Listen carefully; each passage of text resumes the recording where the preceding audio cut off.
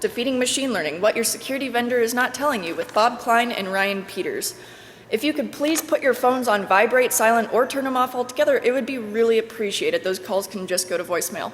Thank you. Good morning. I know it's the last day of the conference. I'm sure many of you are nursing hangovers or, at this point, hunger. We appreciate you coming out. So my name is Bob Klein. This is Ryan Peters. Machine learning, right? Machine learning has become quite a buzzword, and many vendors are touting it as the ultimate defensive technology. And we should be excited, right? Machine learning is no longer relegated to laboratory experiments as some neat idea, but rather it's technology that's seeing use across many industries and many deployments with great success, right? And ours is no exception. And to give you a little bit of background of why we're interested in this, many of you may not be familiar with Blue Vector, but for over 5 years now, our particular team has been working to fine-tune a machine learning approach to file-based network threats. We've earned a lot of scar tissue in the process, but over these 5 years, we've been able to take our approach and operationalize it. In the last 18 months, we've actually instantiated dozens of deployments in the government and commercial space, ranging from several thousand end users to over 300,000 in our largest deployment. And the point here is not to boast, but just to convey that we're painfully aware that simply applying machine learning to a problem does not magically solve it, particularly when attempting to make it viable operationally.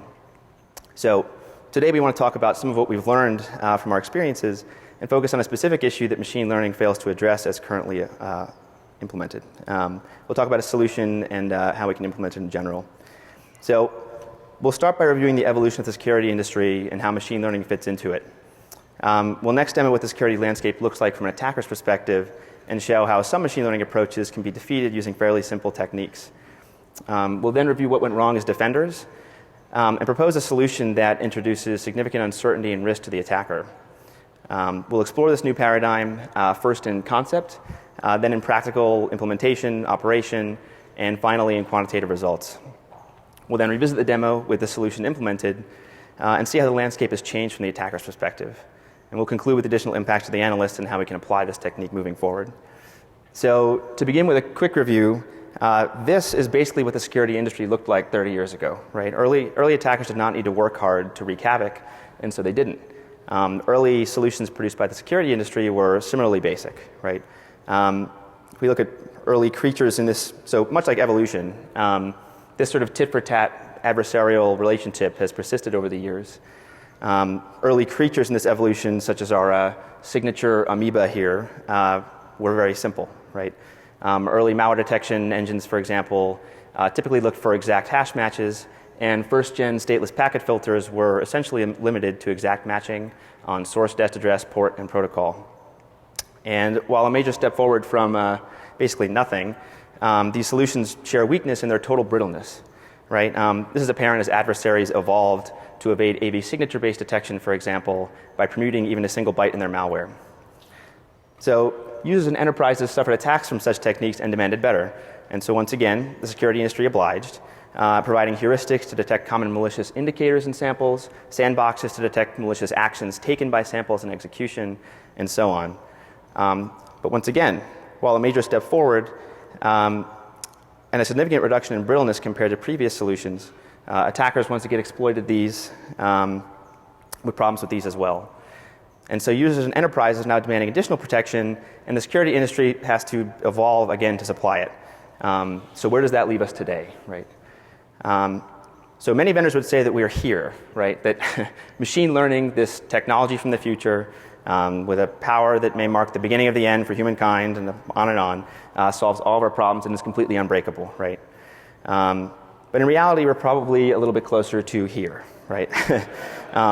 There's a lot of evidence that shows that the brittleness of these earlier approaches have been improved, and that the learner can generate rich and robust descriptions of malware, for example. So does this make sense? Imagine, I think it actually helps to introduce an analogy actually to explain what we mean by this. So imagine each user or enterprise as a building, right? Some are big and some are small, but all want to keep malicious actors out, right? And here I'm just going to explain sort of what the issue is with machine learning, right? So we have these houses, and everyone wants to keep malicious actors out. So they go to this town lock store, let's say, and buy a lock, right, which represents our security solution. As a malicious actor, we're looking to break into one of the juicier targets, say one of the bigger office buildings.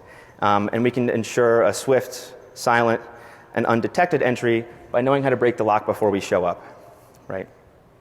But under the most common signature-based deployment paradigm, all environments receive identical signatures, right? In other words, the locksmith sells identical locks to everyone. Each building is protected by an identical lock. And in most cases, a malicious actor can even just go to the lock store and buy a copy of the lock himself. And if he can't, and he's dedicated, which he probably is if he's going after one of those bigger office buildings, he can obtain one through other means. He takes the lock to his basement, spends as much time as he wants picking the lock, free of risk or time constraints. And when he figures it out, he strolls right up to the locked office building and walks inside, right? So this image should be terrifying, right? The point is that in the security space is that an attacker can easily verify that his exploit works against a target protected by such a solution. Because all deployments are identical, all he needs to do is obtain any copy of the signature-based product and iterate against it, and hone his exploit until he knows it will be defeated, right? So, and here we have the attacker, right, with his lock. But those were early solutions, right? What about newer heuristic approaches and sandboxes, which we represent by the stronger lock here? And unfortunately, we see a very similar picture, right, where each deployment is the same. The malicious actor can obtain a copy of the heuristic engine of the sandbox software and iterate until he goes undetected, right? And note that in all cases, this is done without any detailed reverse engineering of the inner workings of the security solution, and merely testing against it is enough. And so we've seen that this is this thread of this common issue that's persisted through many of these different technologies, and so we ask, what then about machine learning, right?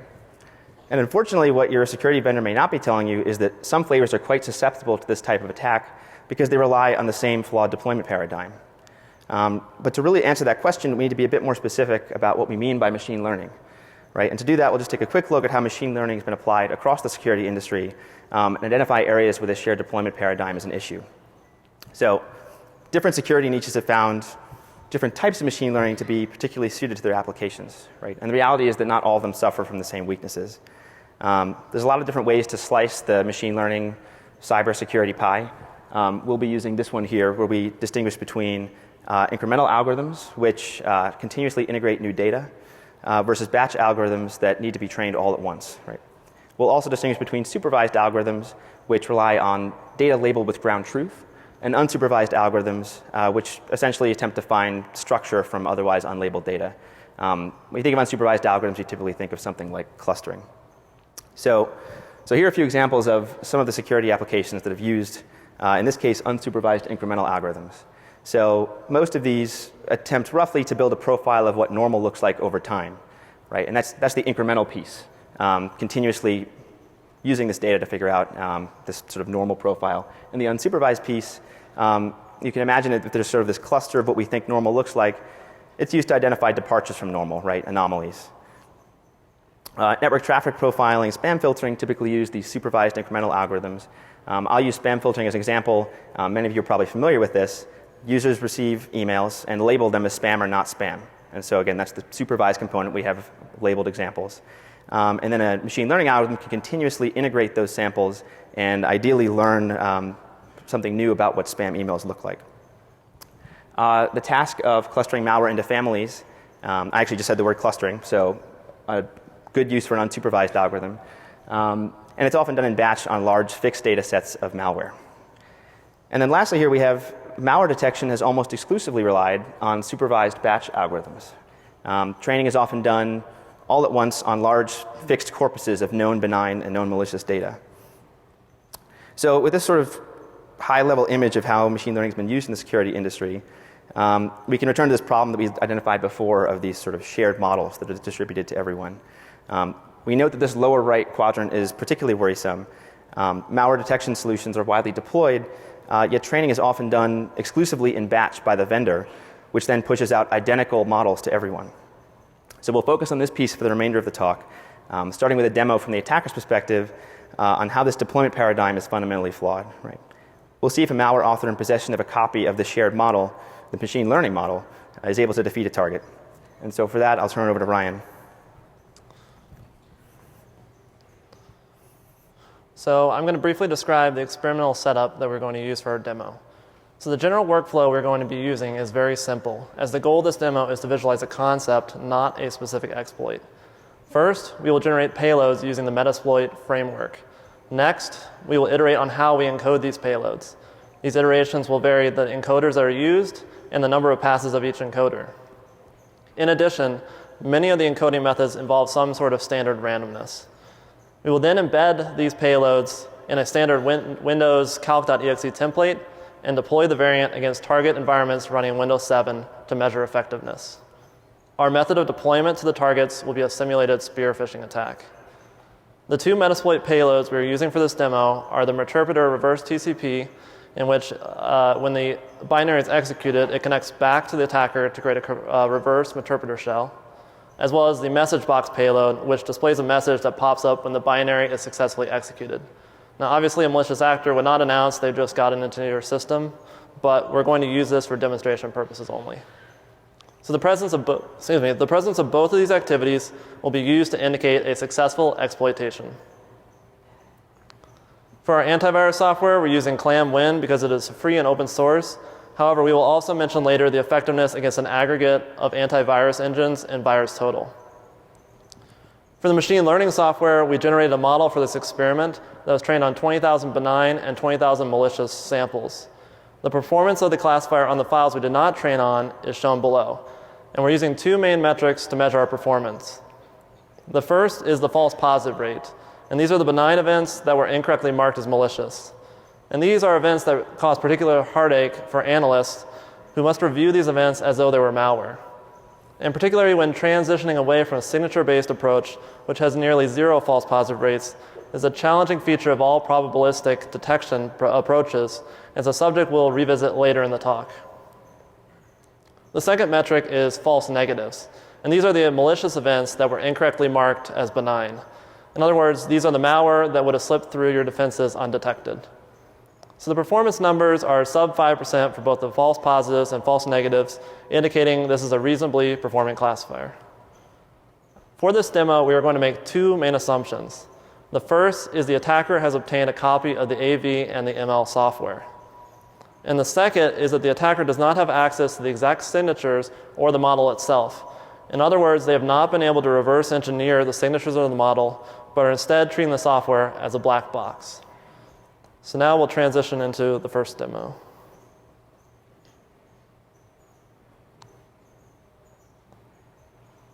So we start in the attacker's lab, where the malicious actor is running a variant of Linux with the Metasploit framework.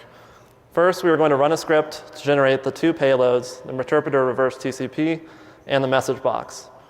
We then add these payloads without applying any encoding to our calc.exe template. Since we are going to be simulating a spear phishing attack as a way to deploy these files to our target system, we will move the new unencoded variant to our local HTTP web server. The attacker then opens up a multi-handler using Metasploit to wait for a C2 signal if the malware successfully executes. In this case, we have set up a fake domain name called myfreecalc.com. So on the target Windows 7 box that's running the antivirus, we're going to click on the spear phishing email to download it to our local system, and we're going to scan the binary using ClamWin. And as we see here, ClamWin did successfully detect the malware. We can perform the same demonstration on our target Windows 7 system running our machine learning model. And as we will see, the machine learning model also successfully detects the malware. So it's important to note that a malicious actor would not typically deploy their malware at this stage. However, we're just showing this to establish a baseline for the remainder of the demo that both the antivirus and the machine learning solutions detect the Metasploit-generated malware using only unencoded payloads.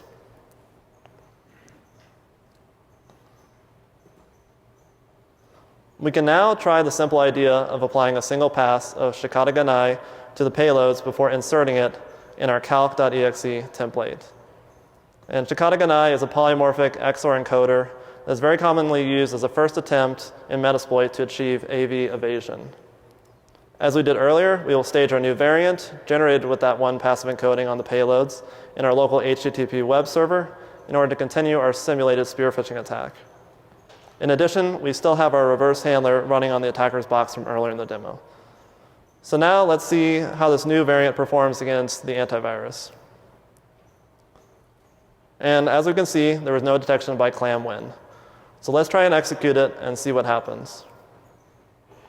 And we are now in. So let's pause for a few seconds. The first thing we see is the message box payload we added, letting the user know they've been hacked. We can also see on the left side in the attacker's environment that we successfully opened up an interpreter session with the target. So running sysinfo demonstrates the connection by displaying information about the target. And we can also open up a command shell and basically have complete control over that system. We can then test the same variant against our Windows 7 system that is running our machine learning model. So the main selling point for machine learning is that it is not susceptible to the brittleness of signature-based approaches. And as we see, the machine learning model still successfully detects the malware. Therefore, we now established that it does not take much work to defeat many antivirus solutions, but that machine learning is more resilient to these simple approaches. So what can we do to defeat the machine learning solution? How about we try what's been done in the past and iterate and see if we can find a random variant that manages to evade detection. So what we are going to do is run a script that in each iteration will create a new variant of the malware while varying the encoders, the number of passes, and also introducing a standard randomness into the binary. We will then automatically deploy it to a test virtual machine in the lab and attempt to execute it. The script then attempts to establish C2 with a remote machine. If the malware is blocked, the connection will time out, and the process starts again with the creation of a new variant. These iterations continue until a successful connection is made, at which point we have found our golden variant. So for demonstration purposes, we have sped up the script, as it typically takes about 20 to 30 seconds to generate each new variant. We obviously do not have time to run it in real time. And as you can see, it took about 1,900 iterations to find that golden variant, which took roughly 15 hours when we actually ran it in the lab. Again, we'll stage our new calc.exe on our HTTP server for our phishing attempt, and then we will then test the malware on our machine learning system, since we have already shown that we can defeat the antivirus solution. And again, we are in. So we see that familiar message box announcing our success, as well as an interpreter session that is successfully opened back in the attacker's lab. Running sysinfo shows that we're now pulling information from our machine learning box. And again, you can show that we can open a command shell. So the process took a lot longer than trying to defeat antivirus, but the reality is machine learning can still be defeated. So what went wrong? How did these deployments get owned despite one of them having advanced machine learning defenses? Well, if you look at the iterations of the malware in the attacker's lab, we can get a portrayal of what is going on under the hood. The antivirus solution is looking for an exact signature.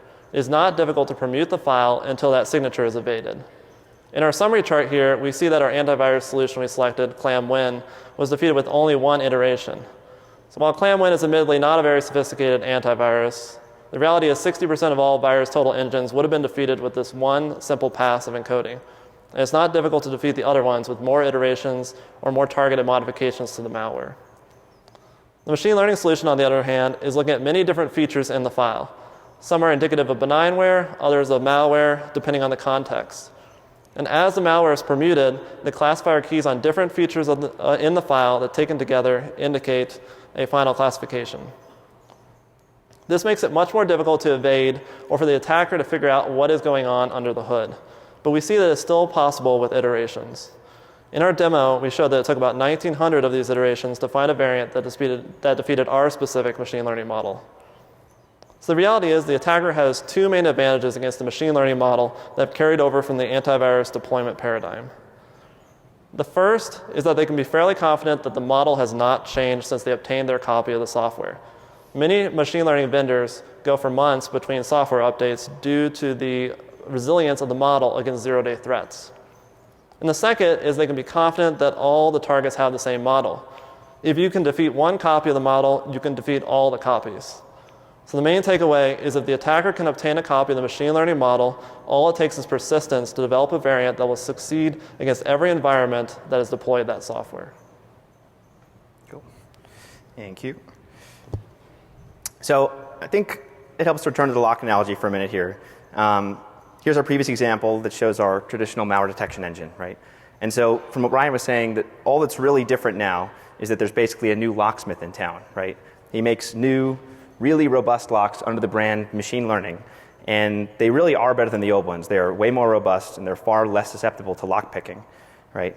But guess what, right? He only sells identical locks too, right? They're all identical, super fancy locks. And so the malware author goes to the lock store, just like before, buys a copy of the lock, heads to his basement, gets some Mountain Dew, and spends as much time as he wants picking the lock. And once again, once he figures it out, he can stroll right up and basically walk inside, right? And some of you may still be a little bit skeptical. You're saying, no, Bob, my machine learning operationally deployed classifiers are far more advanced, right? And to some extent, you may be right? We trained a classifier specifically for this experiment. We didn't train on the data you're using for yours. We're not using the data that we use for our operationally deployed classifiers. But the purpose of this talk is not to be specific about a certain attack vector or talk about a specifically robust type of classifier, right? The purpose of this talk is not to show you that Metasploit can be used to defeat machine learning. As anyone familiar with the technology will tell you, it's simply not possible to achieve perfection, right? 0% false negatives and 0% false positives. And if you accept this premise, right, that some will always get through and that your classifier is not perfect and completely undefeatable, and frankly it's naive to believe otherwise, then you accept that the malware author's job is simply to find one of those gaps in his target security solution, right, and to be one of those false negatives. And by using a shared defense, where our models are identical among all of our deployments, we make the task of finding one of those gaps for a dedicated attacker much easier, right, as any copy of the software will do to serve as a test bed for the real thing. And while we stated and showed that with model in hand, defeating a target through blind iteration is possible without reverse engineering, by no means does it preclude doing so. And you can imagine for some of the more advanced classifiers, you would want to be doing some form of more advanced reverse engineering to actually get through them. You can imagine an attacker in possession of the model, say sending in PE32 executables, for example, making a small change, perhaps changing a function call, sending it through again, and seeing how the classifier scores it differently for these small changes, and effectively through experimentation, reverse engineering a small relevant component of the classifier. So anyway, looking back at our picture, the situation is actually pretty scary when viewed from the attacker's perspective. And the problem appears obvious, right? It jumps out at you. And the solution follows naturally, right? And the answer is not just getting stronger locks, right? And I'll actually repeat that. The answer is it's not just getting stronger locks. And this is why we de-emphasized our use of Metasploit earlier, right? If you're hung up on one classifier being particularly stronger than another, you can really just look at this picture, right? I don't care if you're using a retinal scanner to protect your house. This is a systemic issue. So as a defender, the blind desire to obtain a stronger lock is an easy mentality to get into, but it misses this true landscape from the attacker's perspective, right? So as we said, obviously we work on machine learning ourselves. The introduction of machine learning for malware detection is a great thing. But right now, this is largely what it looks like. So I'm beating a dead horse a little bit here, but again, the answer is not just getting stronger locks. The answer is that people should be using different locks, right? And ideally, they'd actually change their locks once in a while. But as we saw when we were surveying the history of the security industry, new security technology did not arise directly in response to new attack vectors by malware authors in this case, but in response to a demand for defense against those attacks, right? So in this analogy, there's nothing technologically stopping the locksmith from producing different locks, but it's a pain in the ass for him to do, and no one is asking for it. So we'll speak to both of these topics a little bit later in the talk. Some of you may be familiar with the idea of a moving target defense in cybersecurity, which attempts to increase the cost and basically effort on the part of the attacker by changing the target software and overall configuration. This changing attack surface adds uncertainty to the attacker's mission. So we borrow some of these ideas and introduce the idea of what we're calling a moving defense, where the security solution itself is changing both spatially across deployments and also temporally within a given deployment. Right? So from an attacker's perspective, it makes our town look a lot less like the one on the left and a lot more like the one on the right. And if we include the temporal element, it actually maybe even looks more like this. But then naturally you'd ask, so why hasn't this been done before? Right? This single lock paradigm for malware detection has been in place for decades, right? And while the moving defense is a simple concept, it's actually very, very difficult to implement in practice. For starters, it's a logistical nightmare, right? So as a vendor or a locksmith, how do you ensure that all of your locks are different and yet equally effective, and find a way to distribute them and maintain them, right? It's also very costly, right? And it's kind of a related issue. Vendors don't really talk about it because it's easier just to produce one lock or one model and distribute it to everyone. And this isn't so much what your vendors aren't telling you, but as why they aren't telling you, right? And lastly, why should the locksmith actually make multiple locks if it's so, frickin' hard? And he's worried that you're going to complain that if somebody breaks into your place, it's because of a particular lock that he issued. The latter is a legitimate concern too, and something worth discussing. But for the locksmith, it's better to just avoid this issue of multiple locks entirely. And so, crap, right? So where does that leave us? And what's interesting is that machine learning, while it's subject to this problem as it's currently deployed, is actually quite well suited to implementing a moving defense in practice. And as we'll show, this can actually be done in an operationally realizable way. We know that in this scenario, the attacker gains a huge advantage by having access to the model that's shared among all deployments before he actually goes after a particular target. So by altering the machine learning model so that it is unique for each deployment, we can achieve a moving defense. So this is cool, but we'll switch gears now and talk about how we can actually do that in practice. So in order to permute the machine learning classifiers, there are really three main knobs we can turn, right? The first is the feature space chosen. We haven't talked about this at all. We're intentionally trying to stay out of the weeds here and keep this sort of as a conceptual idea. But essentially, we have to define a space in which our learner can operate on our data. Right? The feature space is kind of like a lens, the lens through which we view our data. The data will sort of look different depending on the feature space we choose. In practice, though, this probably isn't the best option. By forcing a suboptimal feature space selection, it's very hard to maintain efficacy. We also lose the ability to describe our data in terms of feature vectors, which is a really convenient way to represent it, especially if the actual samples you're working with are large, or in the case of malware, they're actually dangerous. So that's one option, right? Another is to use a different learning algorithm for each classifier. This is practically very difficult, though, as there are only so many learners out there, and you can imagine it would be extremely difficult to maintain efficacy across these different classifiers. The last option is to vary the data used to actually generate the classifier. This is actually good for a lot of reasons. There's almost no bound to the number of classifiers we can generate this way. And with our feature space fixed, we can describe our samples in terms of feature vectors, something that we just stated we want to do. So we'll elect this option for achieving our desired permutation. Right? You might be skeptical about how much variation we can really achieve by doing this, right? Having different locks isn't really that helpful if the locks aren't that different from each other. And then also if we'll be able to maintain our efficacy when this data set is varying, right? And so these are both topics we'll revisit shortly and something that Ryan's going to present some results on. We also haven't even discussed the practical issues of where this training is taking place, right? Off-site at the vendor location or on-site at the location of each deployment. Either of these is possible. We're going to proceed with a sort of a distributed approach where the training happens at each user location. But by no means does it preclude a centralized vendor-centric approach. There are some advantages of doing it locally, which we're going to talk about a bit later. So either would accomplish our goal. But let's talk about how we can construct these classifiers in order to achieve a moving defense. Right? So how would a locksmith basically go about serving our town?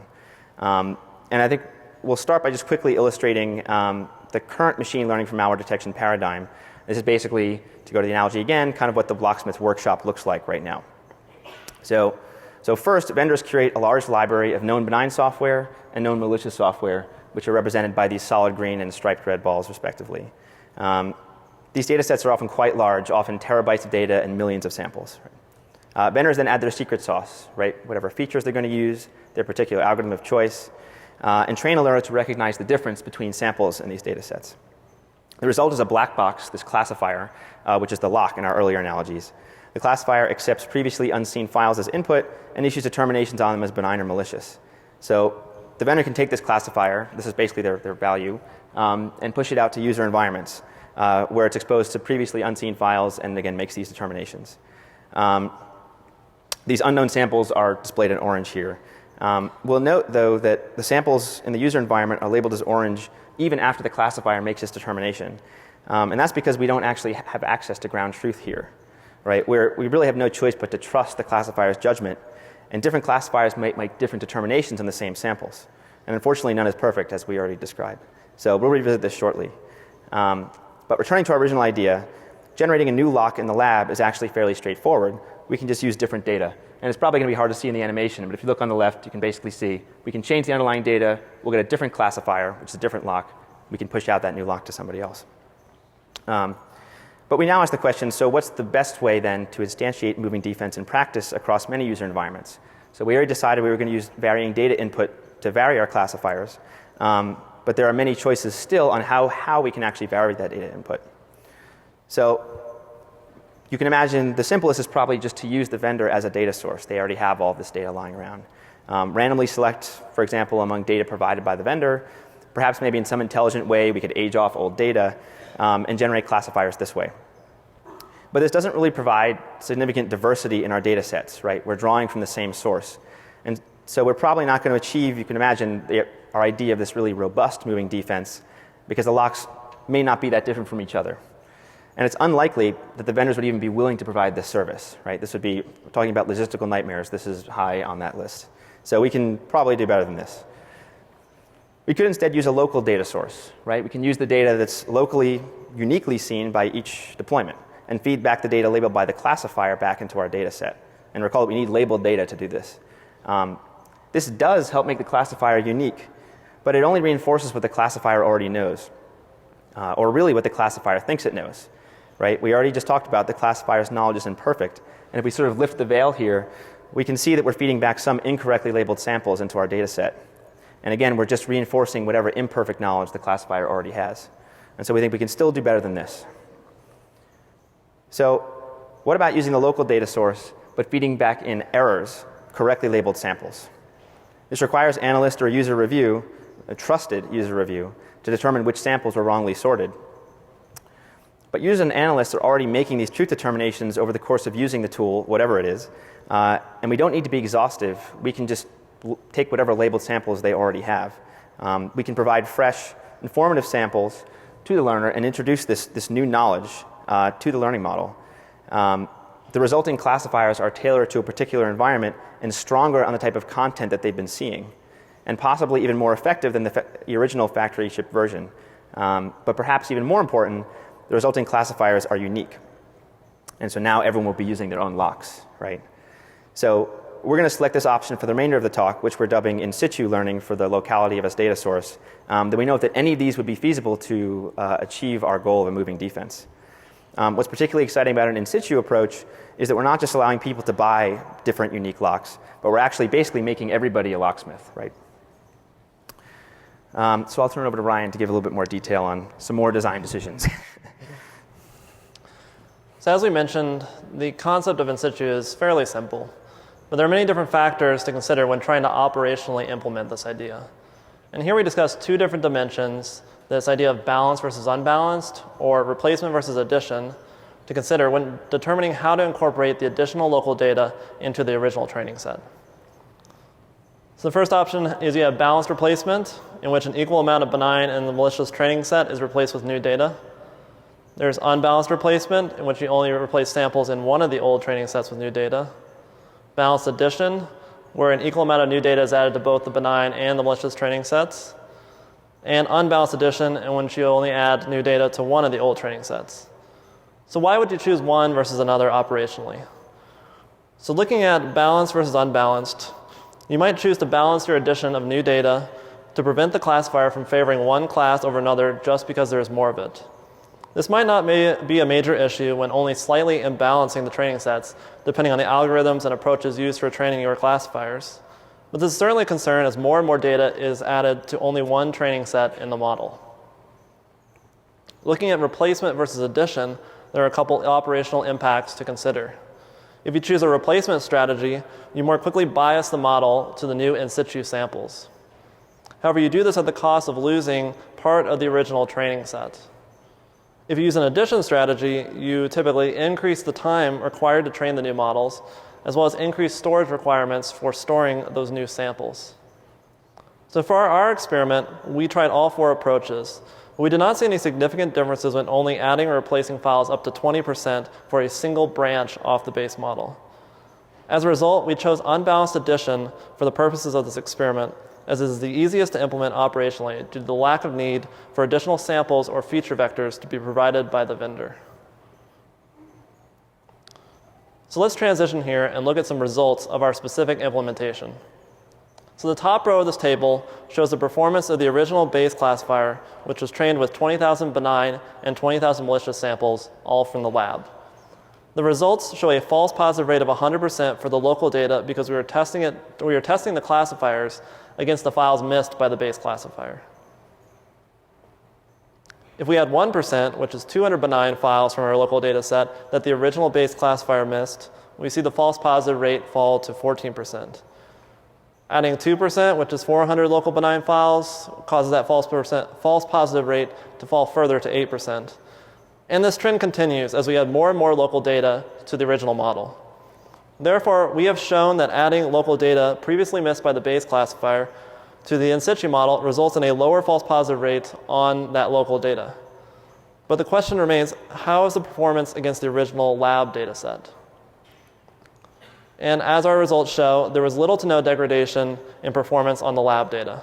Therefore, the in situ models we generated are performing equally or better than the base classifier. We can further validate this claim by generating 10 random classifiers using 5% unbalanced addition and evaluating their performance.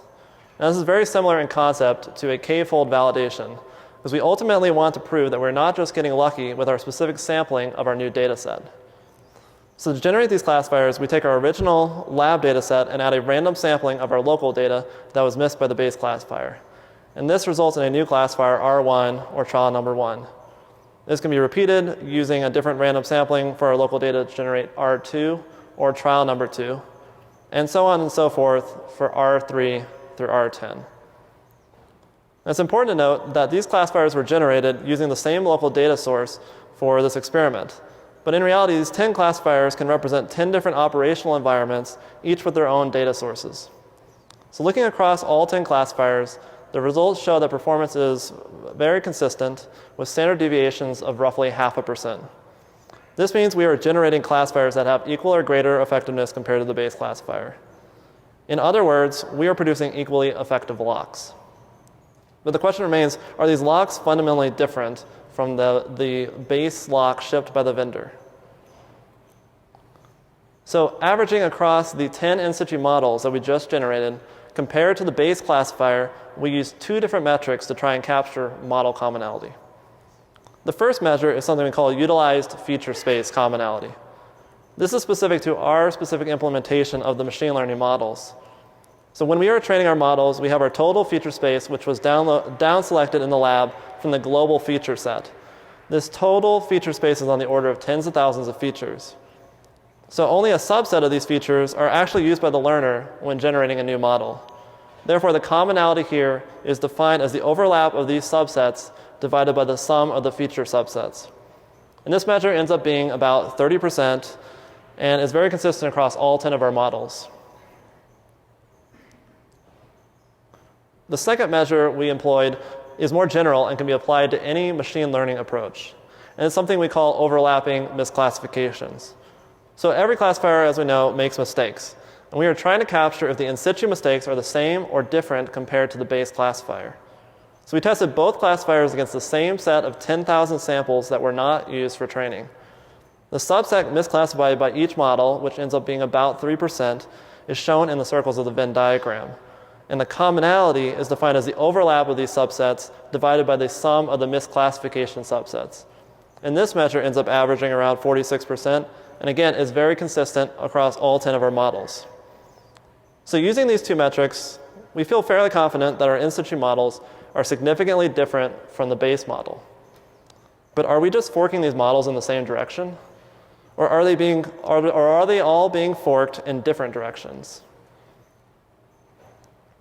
And so to answer this question, we can look at a pairwise comparison of all the randomly generated in situ models using our overlapping misclassifications metric. Now there are a lot of numbers here, so let me explain what is going on first instead of focusing on the exact numbers themselves. So first, let's look at a comparison of R1 and the R2 classifiers. So we've already established R1 is different from the base. And we've also established R2 is different from the base.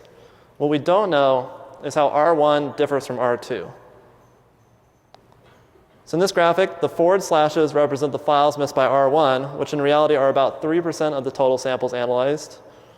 And the backwards slashes represent the files missed by R2. Again, roughly 3% of the total samples. Where these slashes intersect are the files that are missed by both classifiers, or about half of that 3%. And we can repeat this comparison for the R2 and R4 classifiers, with the intersection again showing the files that are missed by both models. So what this means is that any two given in situ classifiers have a roughly 50% overlap in misclassifications out of the 3% that each of them miss. In other words, this means of the misses, half the time they are missing the same files, but half of the time they are not. It's important to re-emphasize that each of these in situ classifiers represent different deployments. Therefore, you are gaining diversity across all of those deployments. Therefore, these locks are not just different from the original lock, but are also significantly different from one another. So now we can revisit our original demo and introduce 4 new targets that are using 4 of our previously generated in situ models. So let's see what happens when we deploy the variant that defeated the original machine learning model against the new in situ models.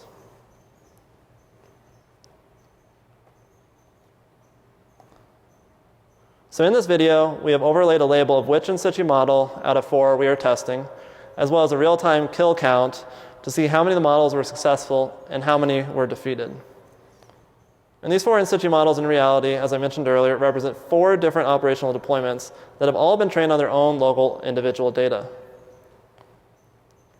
And it's important to note that both the original antivirus and machine learning software missed this variant. So any protection we can demonstrate here would be a major improvement over the existing deployments. And it's also important to realize that these models are not perfect. As you can see here, one of the in situ models was, in fact, defeated.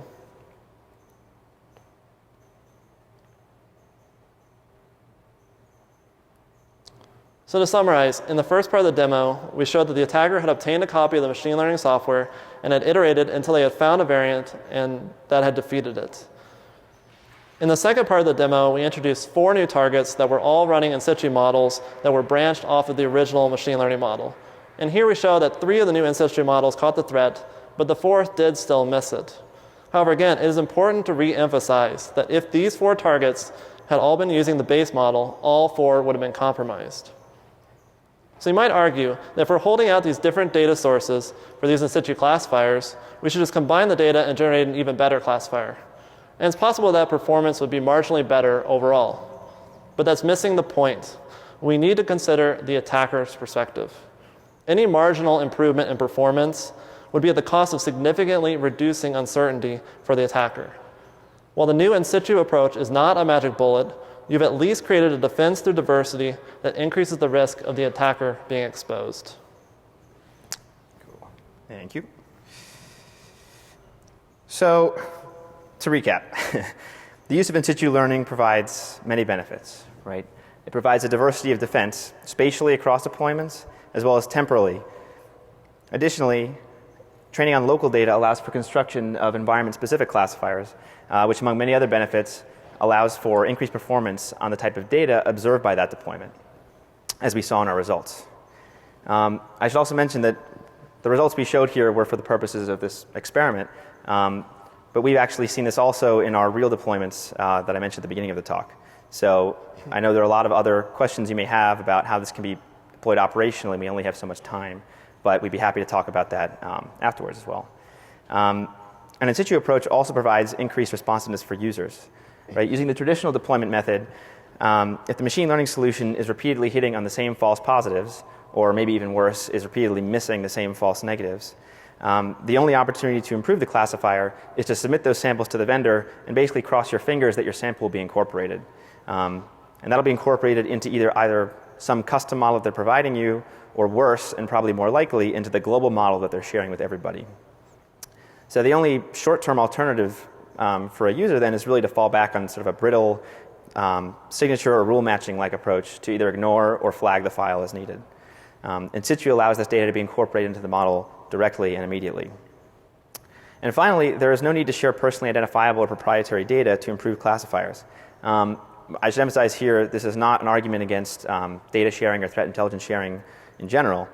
But aside from a user or enterprise's desire to share and the occasional technical hurdles in doing so, as many people in this room are probably aware, there are situations where it's very difficult or even illegal to share certain types of data without excessive modification.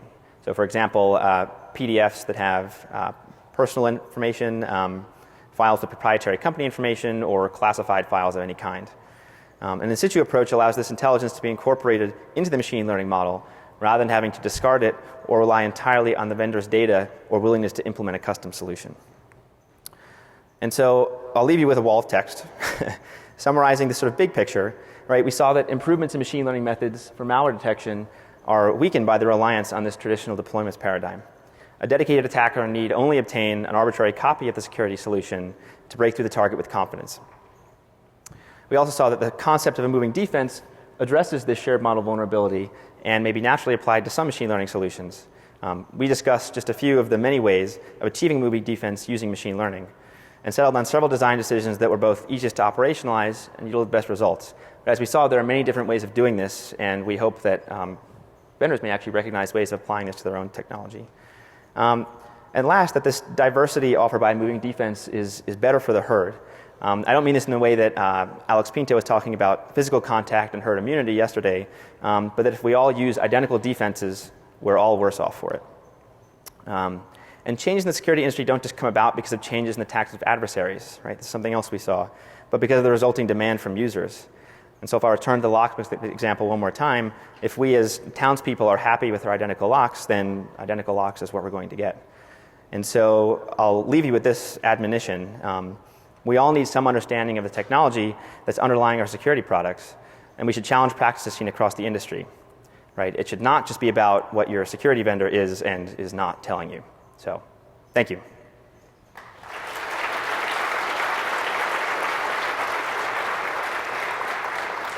I think we have probably a minute or two for questions. We've been asked if you could actually use the mics. I think there's one right in the center over there.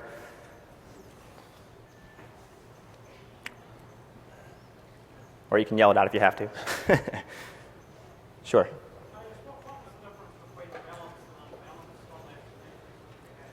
Sure. So the question was, if I heard you right, what was the difference between the unbalanced and the balanced training sets we had? I'll probably let Ryan speak to that. The unbalanced and the balanced really refers to how you're adding the new local data into your model. So if you're going to add, say, 100 benign files to your original training set, a balanced approach, you would also want to add 100 additional malicious files. And so those might be files that you need to pull from the vendor, or they might be files that you've curated locally. Right. And the idea is to try to prevent the training sets from getting severely unbalanced. Right. And the reason we mentioned that we opted for the unbalanced approach because it was easier, essentially, was that you can imagine it's probably annoying to enforce this equal balanced training list on user environments, right? If users are seeing a lot of false positives but not false negatives, you would need to provide a way to ship them additional malware, basically, or malicious feature vectors in order to balance out their training set. Yeah, and we found it didn't really vary too much up to when you were adding up to 20%, but we did have some internal data that showed, when you're starting at 40, 50%, you might want to look at more of a balancing approach. Okay, and at the mic? Hi, great talk. My question is, if we assume that this becomes kind of the industry standard approach, great. Have you given any thought to how you would constrain the model on the local system to kind of sanity check that it hasn't forked too far off of your original base? Yeah, sure. So there's that kind of comes down to what test sets you're using. Mm-hmm. So as we saw in our results, one thing we were evaluating on was our original lab test set. Right. And so that's a really good way to make sure that even if, again, you've achieved this different lock idea, that you haven't lost your efficacy, right, on your original test data. So you would ship the user's local model back to your lab to No. reevaluate it on your own training set? Yeah, that's kind of an operational question. So one way to do that, if you can imagine having some sort of secure sharing mechanism where you could ship those classifiers back, you could additionally provide a way of testing on that original lab data by providing that instead the other way, where the vendor provides that to the user. Right. You could ship it in the form of feature vectors, or some sort of reduced file set. Okay, great. Yeah, you mentioned 20% and you were still achieving good results. So that's quite robust already, but interesting long term. Thank you. Great, thank you. Let me see, do we have another minute? I don't know. Yeah, I think we can take question. more question at the mic again. Okay, thanks for the talk. I had a question. Could we achieve this diversity in defense using a multi-scanning solution, such as Virus Total? Sorry, repeat that one more time. I Like didn't quite hear. diversity in defense, right? Having variety of logs, achieving that using a multi-scanning engine. Oh, I see. Service like Virus Total, where they scan it with a lot of AVs. Right. I don't know. I can speak to that, or if you want to. Yeah, I mean, you can achieve some diversity. So, I mean, you do have some diversity in the security marketplace with different vendors. But the reality is that's limited. You only have, say 40 or 50 AV solutions out there. And really, out of those, only a handful are widely deployed. Right. So, and I'll actually interject that if you look at a lot of malware code that's been released, often there's actually switch statements that actually specifically handle each one of those different AV solutions, for example, right? So it's a good idea and it's important to have, but it's on its own probably not quite sufficient to really get after this really robust moving defense that we're talking about. And I think that's all the time we have, but we'll be hanging out if we can find a spot out in the hallway if you have any more questions. So thank you. thank you.